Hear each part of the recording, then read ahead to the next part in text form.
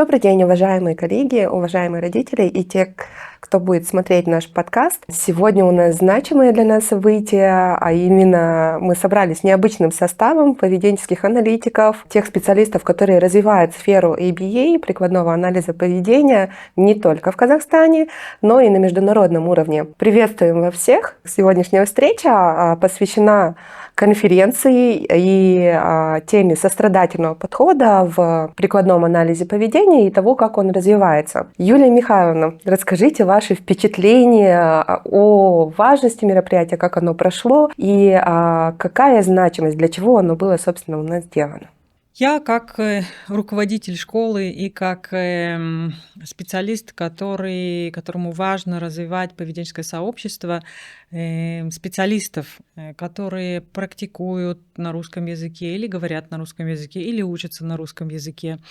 И здесь мне важно сказать, что это не только из какой-то одной специфической страны, потому что русскоязычных людей на Земле много. И когда мы говорим о сообществе русскоязычных специалистов, то для любого профессионального сообщества проведение конференции несет в себе несколько смыслов. И один из смыслов — это собраться вместе, повидаться, поделиться опытом. И мне кажется, что наша вчерашняя конференция выполнила эту миссию на 100%. К нам прилетели специалисты из самых разных стран, из стран Европы, из стран Азии. Было очень много специалистов из Казахстана.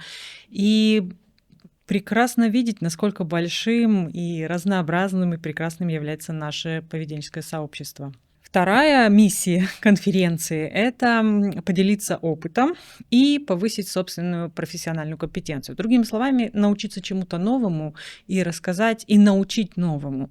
И эту миссию, я считаю, тоже мы выполнили на 1000%, потому что, во-первых, у нас был дорогой гость доктор Хенли, который рассказал нам о самом современном подходе к работе с проблемным поведением у детей с расстройством аутистического спектра, который применяется по всему миру и является на сегодняшний день самым эффективным и самым подходящим для детей, в особенности учитывая их уязвимости и их специфические особенности. И у нас были также доклады других специалистов, которые же внедряли в практику этот подход. У нас были замечательные доклады специалистов и опять-таки, из стран Европы, и из России, и из Казахстана. И это было настолько замечательно, что мы получили еще больше впечатления о том, насколько этот подход может быть эффективным, полезным, как он обогащает нашу практику и как он обогащает нас как специалистов и как людей в том числе. Было много эмоций, были слезы, была радость, и было полное понимание, что мы, как профессиональное сообщество, сегодня можем еще лучше и эффективнее помогать детям. Поэтому вот такое замечательное событие у нас было. Я рада, что все коллеги, которые там присутствовали, были частью этого замечательного события. Я надеюсь, что будут еще такие же прекрасные конференции. Спасибо большое за ответ. Наверное, я думаю, мы спросим дальше у Грегори Хенли тоже по его впечатлениям о конференции и какие у него еще планы в будущем при развитии этого метода. The Compassionate Care Conference in Astana 25 was an amazing day. To be honest, it was unexpected how compelling the presentations were, and just the collective energy in the space. People were really dialed in to every presenter because what the presenters were doing were showing pretty amazing outcomes with some very vulnerable, somewhat severely impacted learners. And these are the learners that sometimes grow up with the same challenges and their families entangled with those challenges for the rest of their lives. And what these professionals were doing was freeing people from these entanglements and allowing kids to just be in great relationships with their families and their teachers and learning and going into the community. So it was a great day. people are also very competent. It's not that I had low expectations. I had very reasonable expectations for the ABA competence in that conference, but people surpassed them. They had a complete fluency of behavioral science, but they also had a warmth with it, as they should, because it's the application of behavioral science to real problems. So there was a nice blend, again, of warmth and science. I also loved how supportive people were of each other. There was great camaraderie in the space. And it wasn't just the presentations, there was also posters. And the posters were as strong. The people doing the posters could have had a microphone. Their presentations, the data was so good. So in the last part is a personal part. I was moved by some of the presentations because it's been a long time trying to convince people to consider an alternative approach. ABA has been doing a good job for decades. So to move people from something that works very well to something that we think actually works better, and to have people retool, I saw it on display at Strength for the first time in a long time. And so that was very gratifying to me personally, was to see so many people good at this process. As far as the vision for the future, this is a big area. Kazakhstan's a big place. Russian-speaking professionals, there are many. And I think the future is simply for people to get better at the process by supporting each other, for more Russian-speaking professionals and people in Kazakhstan to become credentialed, so they are proving their competence through data and videos and whatnot. I think credentialing is the future because it protects the quality of the process for the consumer, families. I think the future is research. I think Russian-speaking professionals, I think people in Kazakhstan need to do some research on in their own countries. I think people need to prove it with people in Kazakhstan children, Kazakhstan professionals, and showing that the reason why that student is doing better, the reason why that family is happy is because of this process we call PFA and SBT. And I think you need to do that in each country for it to be truly compelling, for people to pay attention. So I think those are some big parts of the future. I hope I'm involved in the future in one little way. I hope to come back in a couple of years and have more people take those microphones, go to the stage, and just show compelling story after compelling story with data, with video, with family feedback saying our lives are better because of this. I want to be part of that. So I hope that's in the future too. Wow, thank you. You're welcome. Доктор Грегори Хенли только что проговорил про то, что хотел бы вернуться через пару лет на наше, вот у нас в пространство СНГ и поучаствовать еще раз на конференции, где он увидел бы еще больше выступлений, еще больше спикеров с их результатами работы, с их графиками и с их, скажем так, опытом, с отзывами родителей о том, насколько действенен данный подход в работе с проблемным поведением, в принципе, в работе с детьми. Евгения Васильевна, думаю, эта конференция, она произошла благодаря вашей команде, благодаря вашему сотрудничеству со школой Юлии Михайловны, тому, что вы организовали этот процесс настолько тщательно, продуманно, и действительно атмосфера была незабываемой как для родителей, так и для сотрудников, которые участвуют. Расскажите, пожалуйста, как вы видите, то есть вы сейчас работаете в этом подходе, вы его развиваете, вы обучаетесь в направлении тренинга с опорой на навыки, как вы планируете его развивать в вашем центре и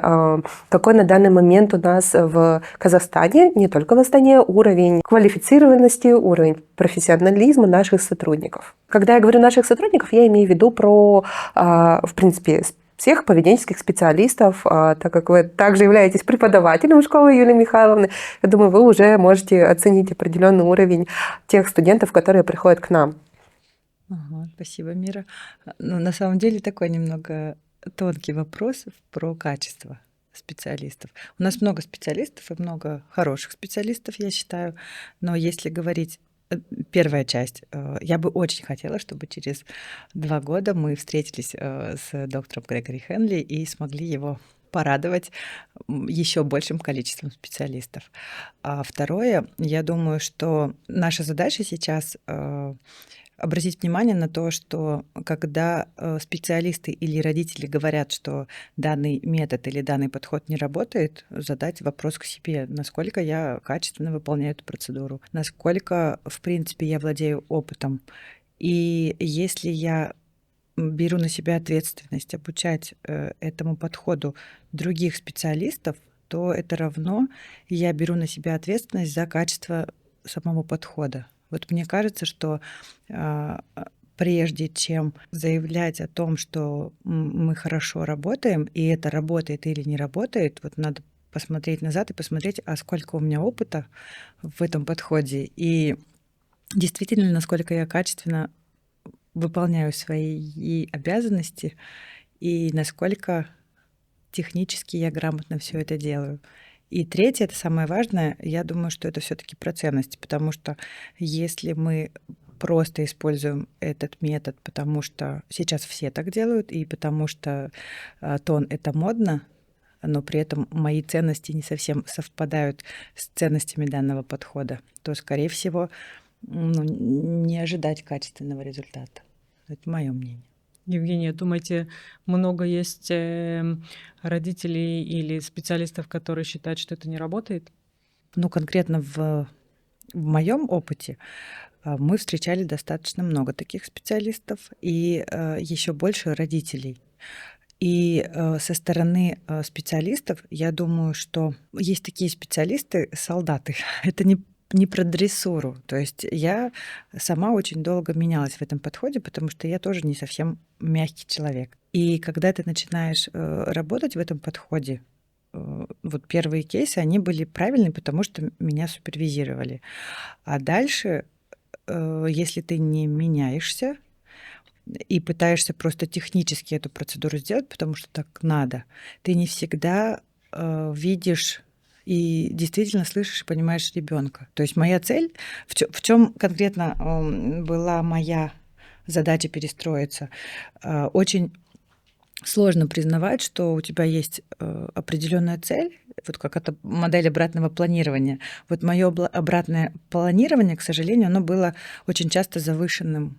И я ожидала от детей гораздо больше, чем они на самом деле могут выполнить. И в итоге ты чувствуешь себя неуспешным, ты обнадеживаешь родителя, и ты боишься признаться, что ты где-то поставил эту цель неправильно. И вот я думаю, что было бы честно говорить о том, что может быть так, что изначально не все будет гладко. Может быть так, что будут какие-то непредвиденные обстоятельства и какие-то вещи, на которые мы не можем повлиять, и могут быть откаты. Или будут результаты, но они будут не так быстро, как ожидает и специалист, и родитель. И еще один момент, о котором, мне кажется, следует говорить, это про приоритеты, да, которые мы расставляем. Потому что, да, я понимаю, я тоже очень хочу, чтобы все наши дети пошли в школу, правда. Но также, вот работая в школе, я вижу, какая инклюзия у нас в школе, и я вижу, насколько эти дети возвращаются обратно разбалансированные. И вот вы говорите про исследования или про то, что дальше. Мы с Мирой разговаривали о том, что вот если сделать какое-то долгоиграющее исследование, что вот у нас очень много детей. И получается, с 2012 года мы отслеживали наших деток, не всех. То есть, и по сути, в школу берут и в школе остаются это вот наши, так сказать, высокие наши дети, которые вербальные, и у которых все-таки нежелательное поведение такое минимальное. Остальные дети очень часто во втором, в третьем классе их уже просят уйти либо на надомное обучение, либо они ходят индивидуально на такие задания, как музыка, физкультура, и так далее. И вот как будто бы об этом молчат. И чем больше, наверное, мы будем про это говорить, тем будет лучше. If someone asked me what's the state of competence in PFA and SBT in Kazakhstan or in general, I'd say it's good. And it can be great. It's impossible for it to be great right now because it's too soon. There's not enough professionals trained in it. There's not enough supervisors. There's a tipping point where there's enough people who are supervising this and doing it enough time, and then there's enough young staff that grow up on it and they're on their third or fourth year doing PFA SBT, that's when there's a tipping point towards great competence in PFA SBT. I think it's inevitable. It's going to happen here because there's leadership like yourself, and I met others at the conference. So I think it's inevitable it'll happen. If I had to put a timeline on it, I'd say in 2 years, there's going to be so much excellent PFA SBT implementation.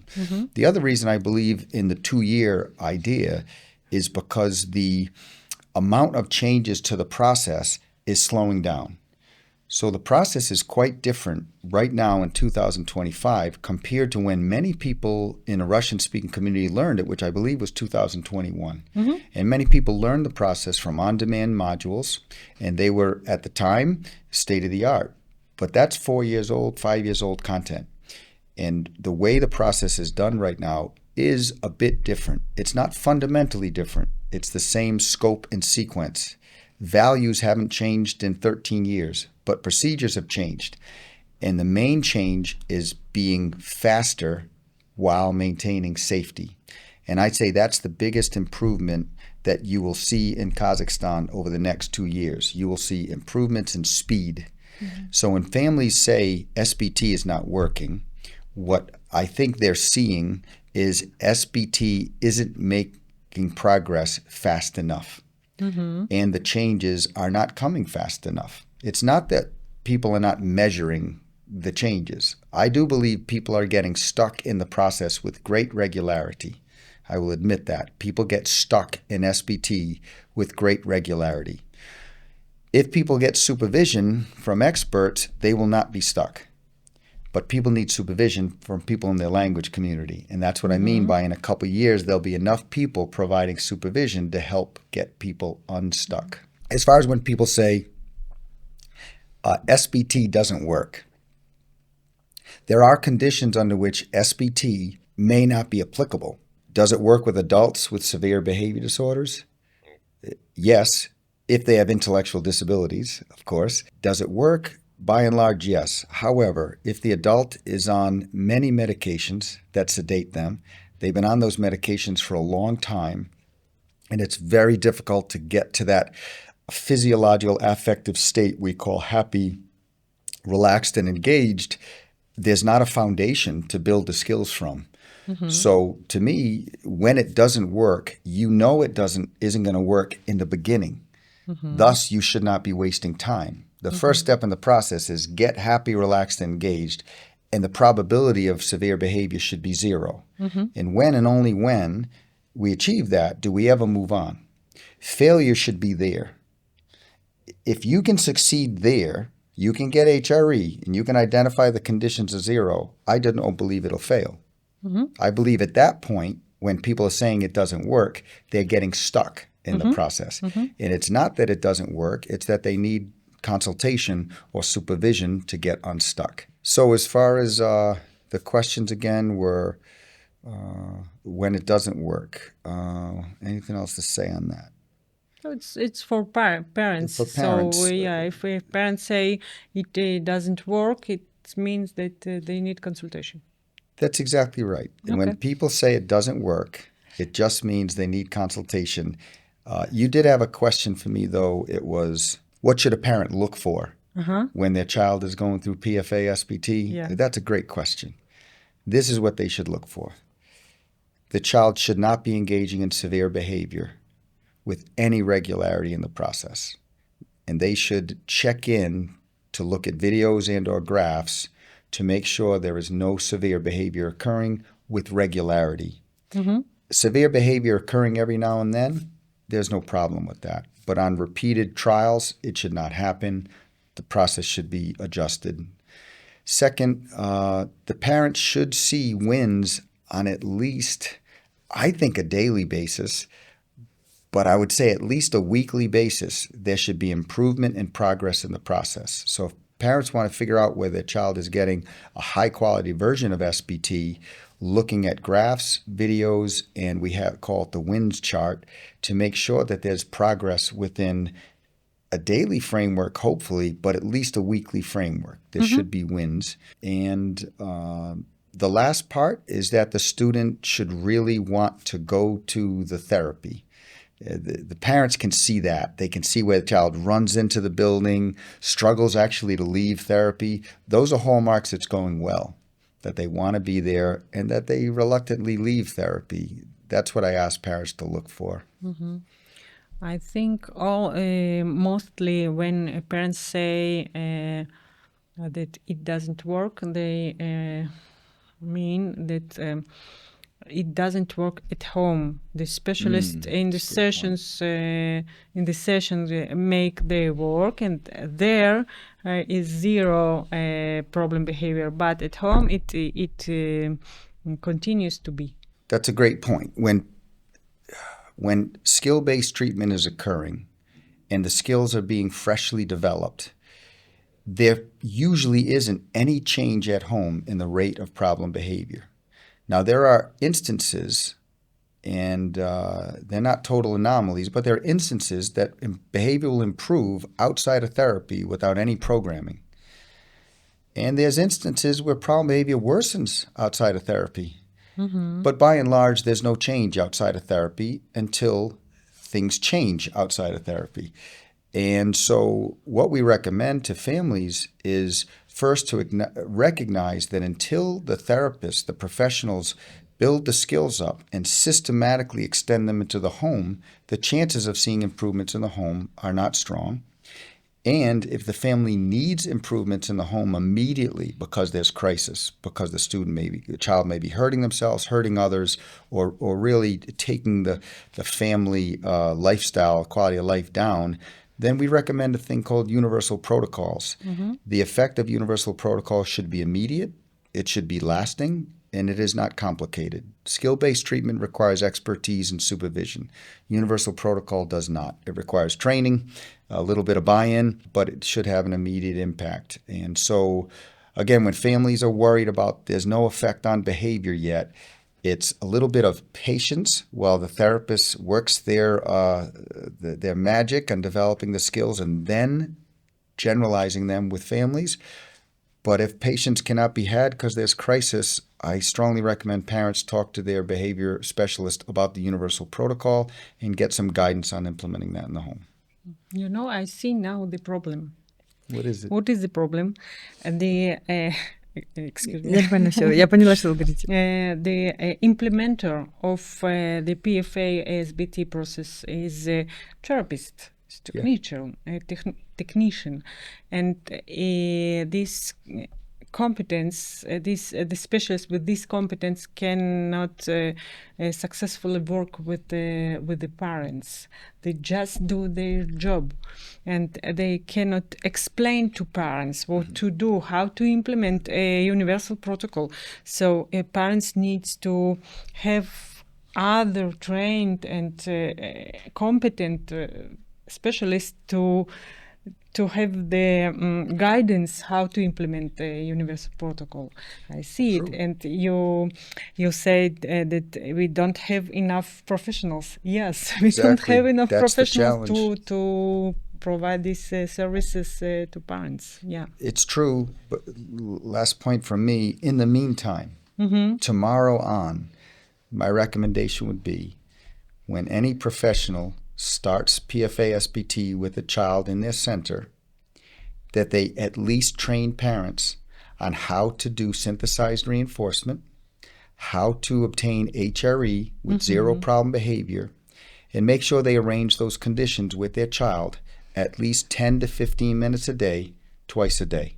If all families did was provide a context in which their child felt safe, where problem behavior wasn't happening, and where the parent was responsive and totally available, even though the child might ignore them initially, but just totally available to their child, ready to listen, ready to respond, and really watching their child play. If they just spend 10 to 15 minutes a day, twice a day doing that, and that's not hard, and that doesn't take a lot of training, there will be improvement in the home. So that's how I would start the conversation. That is a bit of universal protocol. It's not the whole thing, but it might be the most important thing, especially for young children on the spectrum in the home. Yeah, I agree. Я по поводу вопроса, на что обращать внимание родителю, если он выбирает специалиста по стрингу с опорой на навыки? Well, I think the gold standard is they are indeed credentialed, at least at level 2 credentialed. Как минимум второго уровня. And I don't even know if we should continue with level 1, to be frank. I think you need level 2 at least. So you have the knowledge and you've applied the knowledge to a case, at least theoretically. You've written it down and applied the knowledge to an actual problem. That's level 2 credential. I think that's the first thing.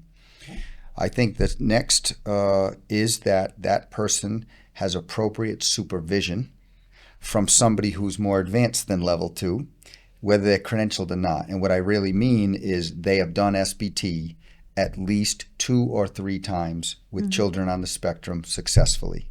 So the gold standard is someone has knowledge and they have supervision from an effective person who's actually implemented it with multiple cases successfully. I think the third part of that gold standard is a person who's willing to attune to a child. Attunement is not talked a lot about in ABA because it comes from attachment theory, it comes from developmental psychology, and those were historically different perspectives. But as our profession gets more mature, we realize that the things that seemed opposite of our ideas, when we couldn't reconcile them, we realized that other idea was good. One of those other ideas is called attunement, and it means matching your energy and your responsivity to a child. There are some people that are just always enthusiastic. There are some people that are just always relaxed. They're so calm and soothing. And neither one is great at this process unless they're willing to change who they are for the child. They need to attune to the child. So that for me is like that third factor that makes for just an exceptional therapist. They have knowledge, they have supervision, and they have the willingness to attune and match the energy of the child. And maybe the last bit is flexibility. You need to be a flexible thinker. This is not a black and white process. There's no rigidity. There is a scope and sequence. There are values. There's a scope and sequence to the training, and there's some procedural commitments. However, you have to be responsive and flexible in the moment to change SBT without having a meeting. And if you can't change without supervision, you're definitely not at the gold standard level of implementer. So again, to review, knowledge, supervision, ability to attune, and ability to problem solve and think flexibly. That to me is those are the 4 characteristics. Thank you. You're welcome. И тогда еще чуть-чуть. А если я заявляю себе, что вот я закончила 6-й левел, вот чтобы мне быть действительно хорошим супервизором SBT, то есть вот как, на взгляд Грега, как много практики должно быть у этого специалиста? Ну вот разный же уровень. У нас у многих специалистов уже есть 6-й уровень. Но качество этой работы, когда они обучают других специалистов, оно очень отличается. То есть вот его пожелания... Можно я отвечу? Да. Можно я отвечу? Мне кажется, что тут суть не в объеме опыта, что вот я накопил бочку опыта, 5 лет, 38 детей, и уже я классный специалист. Я вот немножко про анализ. Да? Мне кажется, что здесь не в объеме опыта дело, а еще и дело в других качествах. Потому что я могу, не знаю, научиться работать с 15 детьми и потом донести до других людей хорошо и качественную информацию и учить других. А могу иметь опыт 20 лет и не очень хорошо учить других людей.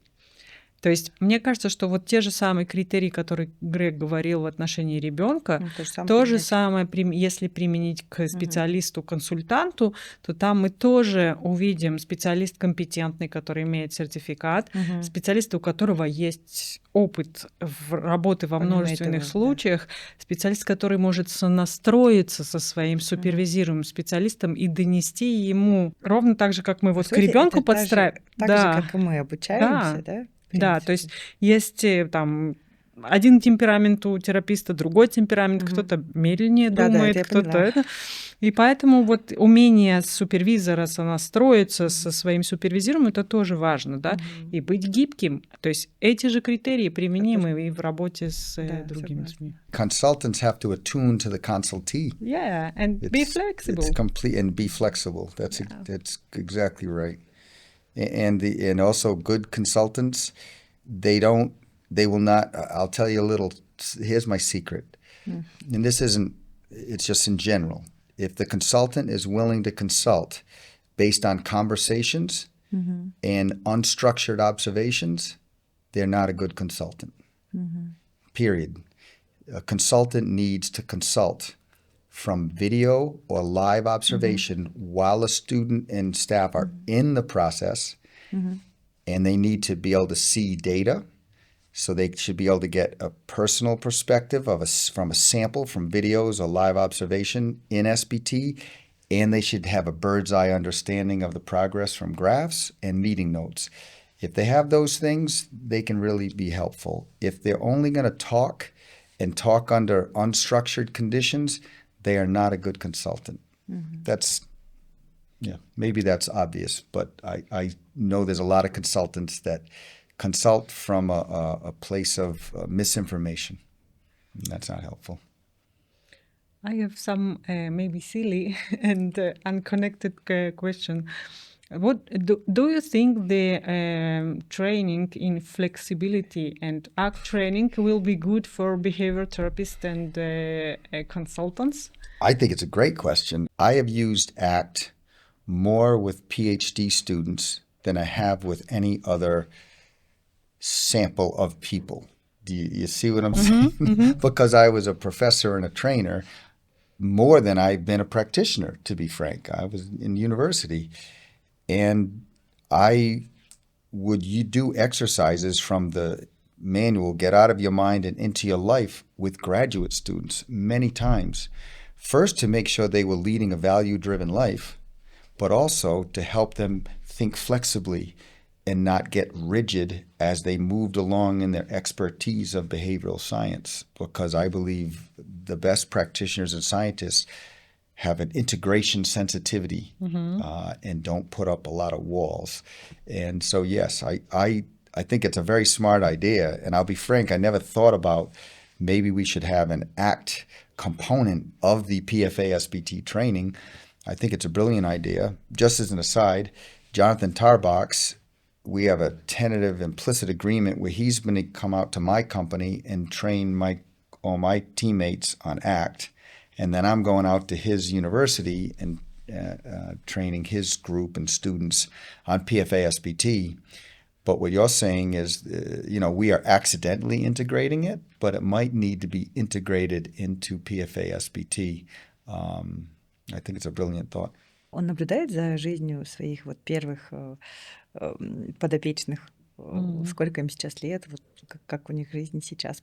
No, I mean, these are contractual or professional relationships, and when the relationship ends, it ends. It's I know it doesn't make sense to many people, but it's not appropriate for me necessarily to reach back to families. Families reach out, but I can't reach back unless we have consent for research purposes or clinical purposes. And once those things end, the relationship ends. We do have a wonderful study that just came out in the top ABA journal in English-speaking communities, and that is Journal of Applied Behavior Analysis. And the lead author is Dr. Jessica Slayton, and that involves a 1 to 2 year follow-up on very severe cases that received SBT. And those data show that at the 1 to 2 year follow-up, kids were receiving restraint, seclusion, and some, I believe, medication administration were no longer receiving any of those crisis procedures. They no longer had severe behavior. They had passed all their IEP goals and had to reconvene their educational plan members to reconstitute their plan. And that's in a peer-reviewed journal. That's the best we have right now. I know people want 5 to 10 year follow-ups. Those will come in time. But right now, I think the best example is in JABA by Dr. Slayton. And I know in the pipeline there are more long-term follow-ups coming out. I am in touch with some families only because they're in touch with me. And I'll give you one example, my favorite example, because they are on social media. And it's a family in Virginia whose daughter is on the spectrum. She also has Prader-Willi syndrome. And they had a very hard lifestyle for many years where this beautiful but really threatened young lady was violent towards her parents, violent towards staff. Their house had plywood instead of windows. There were locks everywhere. There was a lot of physical management. And that child was on their way to residential care. In fact, experts in our field had worked with that family and recommended residential care. And that young lady and her family was just so committed. They did SBT, and they did a program we call Food Happens to help with the issues with motivation for food and all the problem behavior associated with food with folks with Prader-Willi syndrome. And years later, that young lady is doing so well that she now works in a bakery that her family founded for her. And that name of the bakery is the HRE Bakery. And they kind of paid homage to the procedure that kept their daughter in their family. That's an example of the follow-up we have, and we can only access it because they're very public about their family's success. Thank you. Maybe you have some question to Evgenia about the Yes. Kazakhstan or something. That would be great. Evgenia, how did you become a pioneer doing PFA and SBT? What made you transition to this form of ABA for some of the children in your programs? Что меня привело, в принципе, к тону. Да? Маша Бульба. Нет, сначала это были неудачи. То есть, не такие глобальные. Not success with the children. Ряд ошибок, наверное. Да, будем A признавать. lot of mistakes. Самые такие, на которых я выгорала, когда их было 2.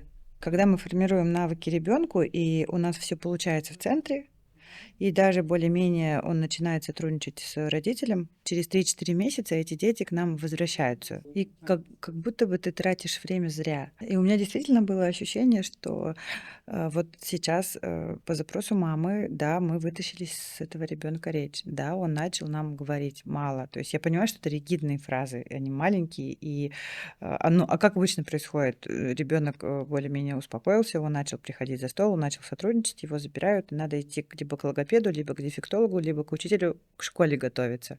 И мы ожидаем этого ребенка к нам обратно через 3-4 месяца. И вот это был первый такой звоночек, где я перегорала. Yeah, no, that makes sense. Same question to Yulia. Why did you pivot? You were well regarded as a leader of an ABA training program. There was no reason you had to pivot. Why did you pivot towards something like this? Я начала работать в сфере ABA с 1999 года. I'm old. Not that old. И я как раз была в начале истоков развития ABA в Израиле. У нас не было местных специалистов, к нам приезжали специалисты из Норвегии, к нам приезжали специалисты из США, и они обучали нас поведенческому анализу. Я работала с детьми, с малышами, они были малыши, когда я начинала с ним работать, да. Одному было 3 года, другому, его сестре было 2 года, в другой семье был ребенок, которому 3 года, и я с ними работала много, 5 лет, 6 лет, и как бы работала с ними, когда они уже становились школьниками, я их сопровождала в школе. И те проблемные поведения, которые мы решали с помощью обычного традиционного ABA, они не работали. Ну, правда, они не... Ну, вот ДРА, да или там ДРО. Хороший метод. И он работает какую-то часть времени, а потом бац, и все развалилось. Жетонные системы time-in. И вот ребеночек растет, и мы ему одну процедуру применили, хорошо сработало, потом бац, эффект закончился. Приезжает новый супервизор, дает новую красивую процедуру. Хорошо работает. Подрос, бац, закончилось. Не одиноки в этом. Причем так, с Юлией Михайловной все красиво. Как только Юлия Михайловна ушла, и вот это видение, что ребенок растет, а нам нечем ему помочь. То есть все краткосрочное. Растет краткосрочное, растет краткосрочное. И это настолько, как бы, опять-таки, мы вкладываем огромное количество усилий. Супервизоры из Америки стоят огромнейшие деньги, команда стоит огромнейшие деньги, а выхлопа нет. У младшего брата выбиты зубы, у мамы поломано ребро. Я вожу, потому что только со мной ребенок тихо сидит, я вожу ребенка в психиатрическую клинику, чтобы ему там подбирали медикаменты, потому что наша EBA не способна ничем помочь этому ребенку. Очевидно, это что-то подростковый возраст. Очевидно, это что-то шизофрения ранее началась. Ничего подобного, это просто наша процедура не работает. Да, и сейчас я вижу, как бы, вот он выход, да, и он как бы, и тогда было что-то интуитивное, понятное, что мы делаем что-то не то, мы как будто бы недостаточно уважаем нашего ученика, все хотят речь, понятно, хотят инклюзию, понятно, но он разговаривает не очень-то, ему нечем заняться, но нет, надо же с ним сидеть и сортировать красный-красный, синий-синий, синий-зеленый кубики. Делай так. А это не функциональные навыки. Да? Для некоторых детей, да. Для некоторых детей, да. Он быстренько научился, потом разговорился, потом пошел, и все хорошо. А есть дети, которым ты сидишь на этих лайтаках годами, и все. И все. А пексы почему не вводите? Не хотим, а вдруг заговорит. Я почему люблю пекс? Вот почему. I love PECS very much. This is my favorite. Потому что мы даем ребенку инструмент, и вот он пошел уже общаться, он нам может сказать, мы ему можем сказать, мы с ним можем поговорить. Это же счастье. И когда нет возможности ребенку выразить себя, он что делает? Бьет нас. Потому что единственный способ, что его так слышат. Да. А когда он уже большой, я много, у меня есть опыт работы. Да, и вот эти мальчишки, которые вырастают, они хорошо кушают, они это, и он тебя кусает. Как мебель переставляет. Да, на стол на тебя бросает, и это страшно, и ты лысый наполовину, да, но зато ты с ним сделай так, кубики поставь. Так это нехорошо, да, поэтому вот я люблю работать над коммуникацией, я считаю, что коммуникация — это важно, я считаю, что самостоятельность — это важно, и вот эти ПФАТОН, почему мне нравится, потому что там вот есть видение про самое важное. И про что дальше, да? Да. А как дальше? Well, you brought up yesterday, which I loved. I want to know where you learned this. You brought up yesterday in the beginning of your talk backward design, which is to me one of the most powerful concepts I've ever learned. Where did you learn that? Did you learn that? No. I just heard about the backward design in the sessions of. Okay. We are with Mahshid and. Yes, very good. Yeah. I used to teach a course, Teaching in Higher Education, and I had everyone have that book. So I taught them you don't teach forward. Yeah. You don't teach ABA on Cooper Chapter 1. Yeah. You figure out what you want your students to know or do. Then you design your assessment. You don't even have your PowerPoint yet. Design your assessment. Then design the learning experience. When I learned that, I just thought that's so powerful. And SBT is very much inspired by that too. We have to go forward from the problem behavior understandings, but really once we do the analysis, everything is backward designed. And I think that's what was missing from ABA a little bit. There was no scope and sequence to what we did with children. It lacked that developmental scope and sequence. I have something I want to share with your parents. Can I say that? And I have another question for Evgenia. Can I do that? Or should I just Whatever you follow? want. Okay. Yeah. I have one thing for the parents. Okay. To families that are considering skill-based treatment and worried perhaps the child is not going to learn language fast enough or go to school fast enough. I've seen many kids with autism grow up. And my advice to parents is, if you want those beautiful long-term outcomes, is to focus on how your child does in your home today and tomorrow. And it's all about making sure that there's no severe behavior getting in the way, so that child can be taught by dozens of people going forward, and that there's a great relationship between that child and you. That is first and foremost, and then future goals fall into place. And to be honest, I believe SBT gives parents positive relationships with their children, gives them safety in the home, and success grows from those conditions. And without those conditions, I don't believe kids will be transitioning easily into public schools and learning great language and whatnot. So a lot of families have their high expectations, but high expectations is not enough. And sometimes high expectations bring a lot of devastation to the family when you don't have any process to achieve those expectations.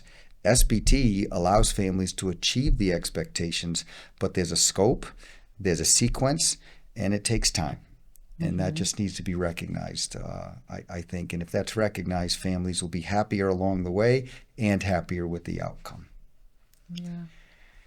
I have a colleague who says that inclusion starts from home. It's a great expression. Yeah, it starts from family, and when family takes the child into the everyday life and starts build relationship within the everyday life, so the child will have more successive outcomes, and with more success go to the school and be included there, then the family require from specialists to prepare the child to school, but not to yes, home. They're not independent processes. I had a question for you, Evgenia. Еще один вопрос вам. You have 4 centers already. Do we call them centers? Yeah. We call them centers. You have 4 centers already in a very short period of time. You have, I believe, about 100 staff who are very smart, very high energy, great integrity. What are your goals in the next few years? Is it about serving more families? Well, what is it about? What's your future with your centers? Жить жизнь. To live a life? You mean sell them? Because that's how people in the US do it. They build them and sell them and go on vacation. Продать планируете почку. Нет, на самом деле-то они в аренде все, куда их продашь?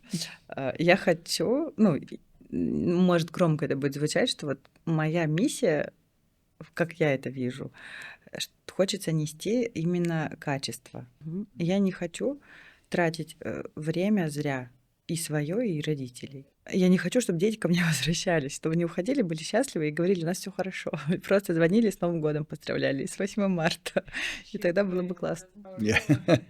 И, наверное, сейчас до меня начинает доходить, что я не могу спасти весь мир, но я могу помочь людям, наверное, небольшому количеству людей, но у нас будут общие ценности, и это будет качественно. Мы к этому идем. И да, я благодарна команде, она очень крутая, без них не было бы всего этого. И, конечно же, my husband. And what did you say? Go on vacation with Michal? Is that what you said? Мне кажется, он без меня захочет скоро куда-нибудь сбежать. Well, the thing is, if you, I don't know if it's for the podcast, but if you do improve the quality what that means is you have supervisors in place who can run the show. And that is really where you can start to relax a little bit. Relaxation in a position like yourself comes from trusting your supervisors to basically do the things you want them to do or you would do were you to have the time. And so your mission to improve the quality to me is it's the only mission, right, is to improve the quality, and expansion and scale can only come after you are irrelevant to your company. I don't know if that makes sense, but that's something I believe. I believe I'm irrelevant right now to my company, and I love it. У меня встречный вопрос. Наша команда, 12 человек, да, мы дошли до 4 уровня. Вот мы собираемся идти дальше. А возможно попасть именно в команду Грега? I don't do much consultation because I'm on the road. A dozen people that would be amazingly helpful. Я не сомневаюсь, что он нас отдаст в надежные чьи-то руки своих сотрудников. But I'm always involved a little bit. I know if we do train the trainer, I'm always involved a little bit. I look at the data and whatnot, so I'm involved. But you need somebody who is much more accessible, and we have them. Just as in the States, people sometimes expand because there's a market. There's a lot of families that need them, so they expand. To me, the companies that expand well, they expand based on two factors. One is they have supervisors ready to lead, but there's a ceiling on them because there's too many good people in that center. So you have the personnel ready to lead a new center, and there's a market for the new center. When people only go by market in the U.S., which they do, the quality goes down. When people expand because they have the people, the personnel ready to lead, and there's an open market, families that need you, then those are the ones that can expand, and there's no drop in quality because you're just taking your best and moving them into new markets. So I hope you can do that. And I think train the trainer is the way to get it there, because when you do train the trainer, there's too many people that are really good that need leadership opportunities. And so you want to be busting at the seams with leaders, complaining they're not leading enough, and then you can expand. Anyways, I don't know why I feel like talking about that.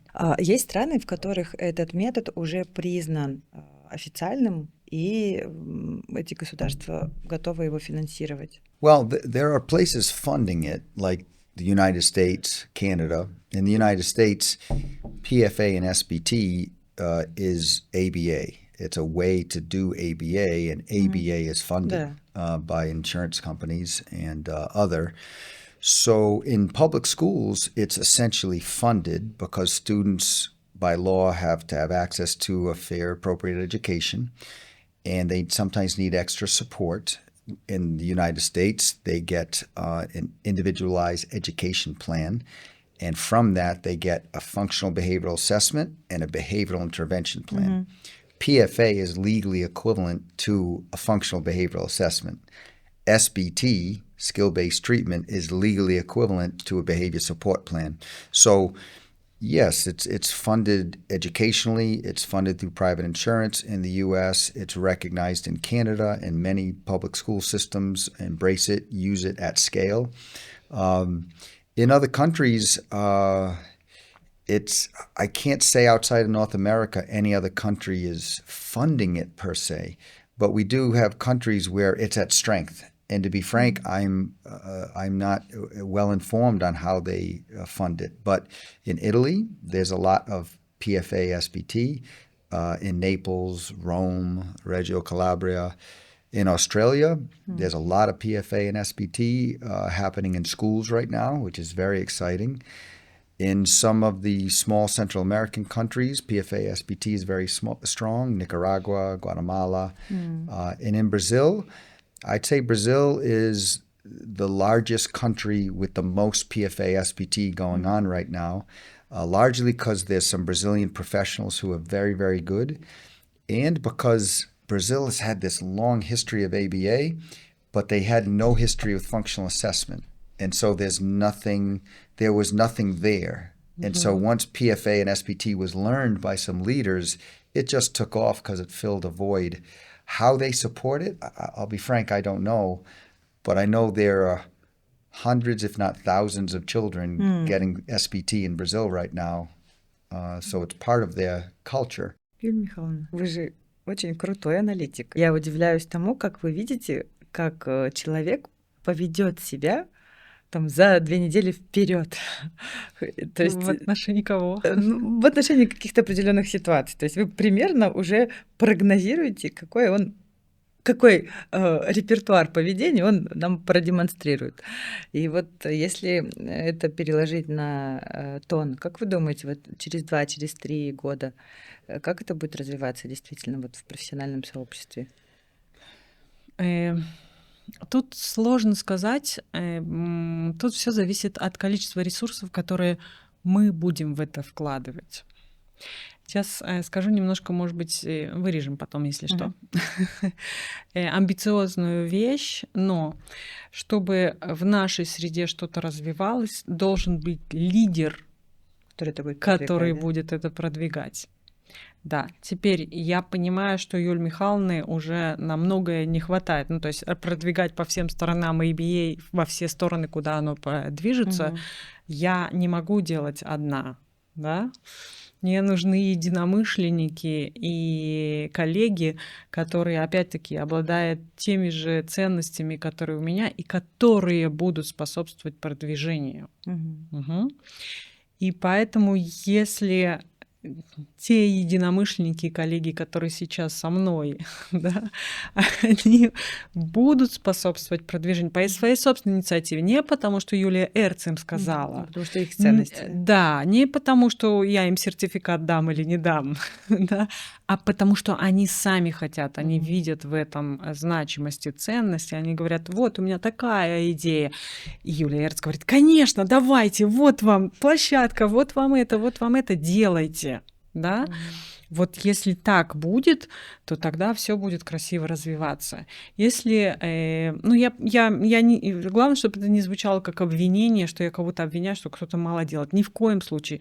Я понимаю, что у всех свои ресурсы, у всех своя занятость, у всех своя жизнь.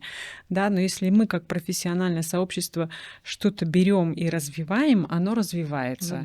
Если мы только про это говорим, но ничего не делаем, тогда оно не развивается. Или если все сидят и ждут, когда Юлия Эрц что-нибудь сделает, то она не сделает, потому что она уже тоже не самая молодая, энергичная. И она может делать то, что она себе запланировала в план. Окей?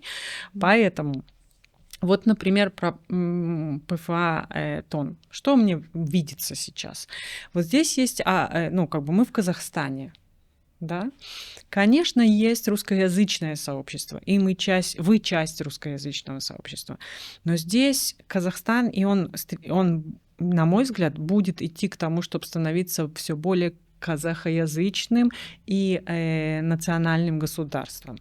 Почему бы не взять тот же самый, как вот ценности дороже процедур, да, адаптируют материалы, переводят статьи, все делают на русском языке. Почему бы не взять этот и не начать транслировать на казахском языке? Да?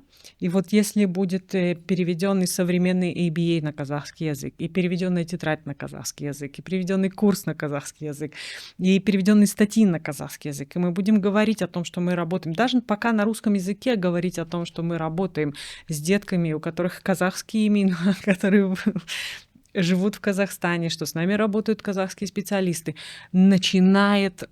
нужно об этом говорить и нужно делать, и тогда будет. Если ждать, что кто-то другой сделает, да, то тогда не будет. Вера без дел мертва, да? Да. Поэтому вот так. Я услышала. Даже услышала про что. Да. Да. На самом деле, вот наше ABA, оно настолько огромное. У нас есть и ПФА-тон, у нас есть и пики, и эймы, и акты, и вейвы, и эйблсы, и эйфлсы. Вообще куча всего. И условной дискриминации, и что такое, и раннее вмешательство. Огромнейшее количество. И тут пахать, не перепахать. Но кто-то должен это пахать. Да? А кто этот кто-то? Мы, те люди, которым это важно. И мне кажется, иногда, может быть, это выглядит как есть какие-то выскочки, которые типа считают, а кто они такие, чего это они на себя берут такое? А я считаю, надо брать и делать. Мало ли кто что говорит. Вот мы делаем, потому что мы считаем, что это важно и нужно.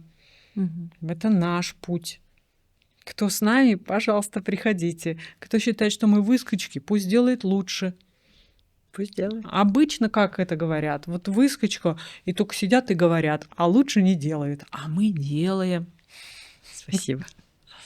Следующий вопрос. Угу. Какие аспекты в вашем подходе, в вашем методе, на ваш взгляд, специалисты не всегда понимают, особенно начинающие специалисты, понимают правильно? То есть и где чаще всего допускают ошибки? Well, the most difficult thing to understand in PFA-SBT is the concept of reinforcing problem behavior.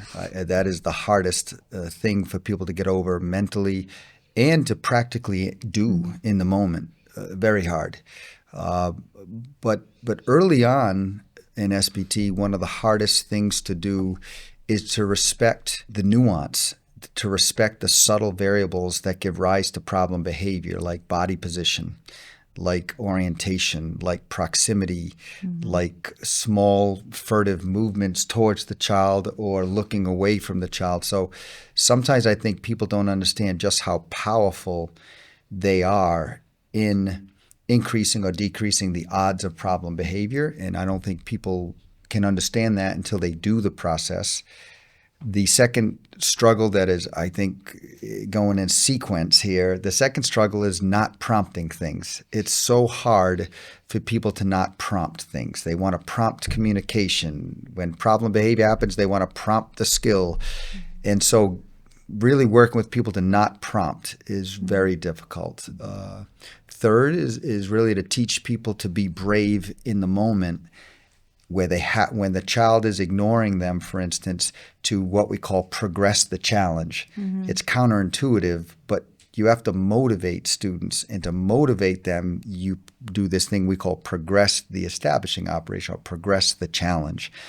And that takes some work to teach people to do that. And I would say the last thing, again, reinforcing problem behavior is the idea that everyone struggles with, when in reality, they're not doing it that often. So it's the idea that people struggle with, but in practice, it doesn't happen much. So it's not the issue. The issue is minor problem behavior occurs a lot in the process. In fact, if it didn't occur in the process, people are probably going too slow. So when minor problem behavior occurs, we ask people, don't reinforce it. Please don't prompt. Do this thing called empathize, encourage, and adjust. And because maybe it's 3 actions, empathize, encourage, and adjust, it's just a hard thing for people to do and then get good at. So the idea that people struggle with is one thing, but in practice, it's about understanding the power you actually have in really making kids comfortable or uncomfortable. It's not prompting, it's so intuitive, and it's learning truly how to connect with empathy and encouragement. And it's so easy to talk about. It's so hard to do. People realize that in our training when they did the role play. They realize it's hard to do, but not impossible. It just requires practice. Again, knowledge, practice, supervision. People can get there. Okay. The main things I'd like to convey to parents of children with autism, especially children with autism who have some severe problem behavior, and also if they do not yet speak, the main thing is that I have yet to meet a child with autism that cannot live a life free of severe problem behavior. It can be zero. It takes a little bit of work, it takes knowledge, it takes supervision, but no child with autism nor their family needs to live with SIB, aggression, or property obstruction occurring with any regularity. That's the first thing. The second thing, perhaps, is a Russian professional asked me a question yesterday that threw me off, and she said, if a child with autism could all of a sudden just magically speak fluently, they have not yet learned to speak, but on one day they just learned to speak, what do you think they would say to their parents? And it was a very provocative question, and I thought more about the answer, and I think it would be this. The first thing that child would say to their parents is, thank you for listening to me. Please keep listening to me. Listen to me. The second thing I think they'd say is, watch me play. They want to be together, and they want an audience to learn who they are. They'd say, watch me play. And the third thing they'd say is, I love you. That idea that kids with autism are not connected to people or their parents is a complete myth. They just don't have the words yet. So that's what I'd like to convey to families. А я бы хотела сказать родителям, дорогие родители, быть родителем — это чертовски сложно. Это иногда так сильно сложно, что прям не знаешь, куда себя деть. И поэтому мне бы хотелось родителям передать, что, дорогие родители, не забывайте, пожалуйста, о себе. И позаботьтесь о себе, потому что то, как вы себя чувствуете и насколько вы понимаете, что нужно вам, лично вам, как отдельному существу, отделите себя от ребенка. Вот он есть, он прекрасный, мы его любим, но пусть вот посидит в сторонке. Посмотрите на себя, вот вам, как человеку, что нужно для жизни, для хорошей, вот что вам нужно сейчас. Может быть, чистый воздух, может быть, поспать, может быть, съесть что-нибудь вкусненькое. Вот останьтесь в моменте, посмотрите на себя и позаботьтесь о себе. И мне кажется, что если вы научитесь заботиться о себе, вы будете самым лучшим родителем на Земле для любого ребенка. Вот это. У нас как будто продолжение конференции и вот этой эмпатии, сострадательного подхода. Спасибо огромное. Thank you.